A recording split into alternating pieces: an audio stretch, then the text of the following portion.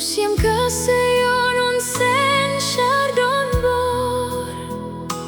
Kaperte baroya ukan kongu Un penlong lahi maka burong kamkor Kasen syarjong ute junom kamdu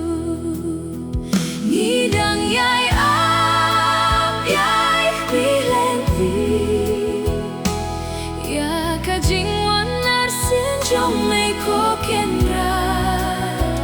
Ngidang yai ap yai milenti Ya kajingwan narsin jong me ko kenra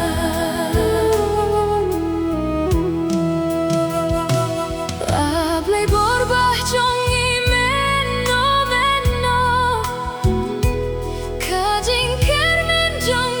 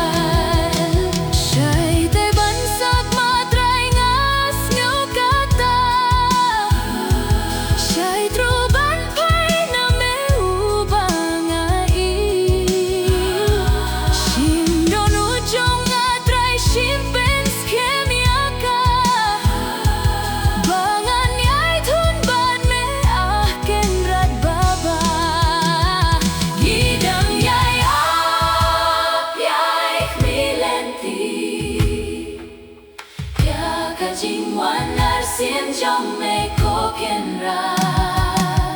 Ngidang yai ap yai milenti